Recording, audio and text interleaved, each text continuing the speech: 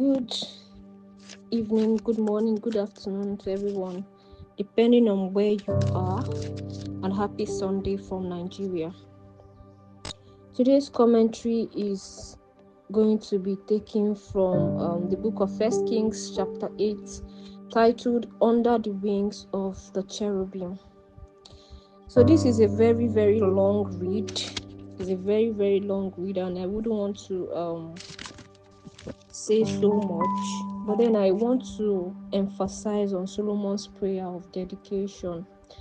The title says Under the Wings of the Cherubim, meaning under, for me it means under the divine protection of God.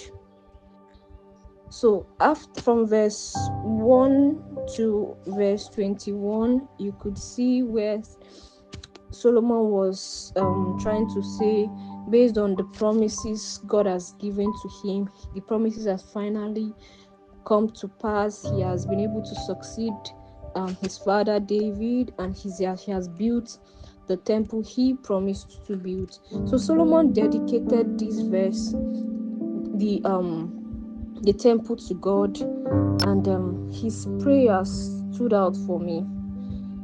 So I would want to bring it closer to us, in the sense that we can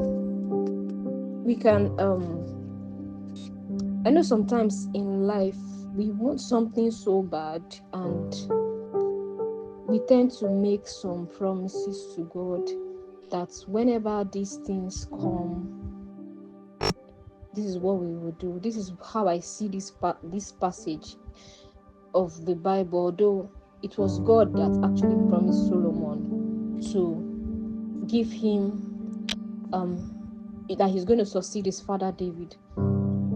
So after that, I think Solomon also said he was going to build a temple for God, which he did. So his prayers of dedication, putting everything under God's hands, is an exception for me.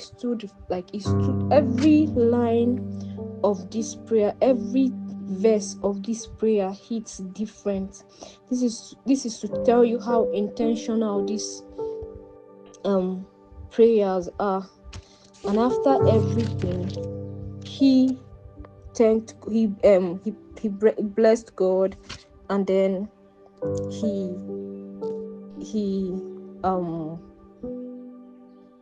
he blessed God, and then the temple was open. So for me, this prayer is poetic, it's earnest, it's deeply aware. It's just a deep prayer of surrender, of dedication, of acknowledgement. The heavens, even the greatest heaven, it just. But then this moment isn't just historical or theological. It's profoundly personal. Under the wings of the cherubim, it becomes a metaphor for all who long for refuge. It invites us to consider, where do we place the ark of our own hopes and fear? Under whose wing do we rest our longings? In a world of uncertainty, this passage reminds us that the God who dwelt between the wings of gold still draws near to those who seek him, not in the temple built by human hands, but those that seek him from the depth of their heart. It just boils down to show that it's not really it's very important to have a fellowship, but then it's very important to seek God, not because your father, your mother, your kids, your family pushed you to seek him. It's because you want to seek him wholeheartedly. So this, for me, is it's a long read. It's, like I said earlier, it's a very long read, but then it's just, like I said, it just boils down to show us, who do we place our trust in? Who do we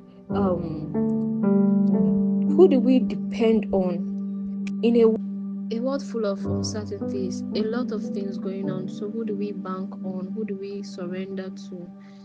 I hope we take our time to still go through this verse, and I pray God guides us to surrender totally to Him. God bless you and enjoy the rest of your day.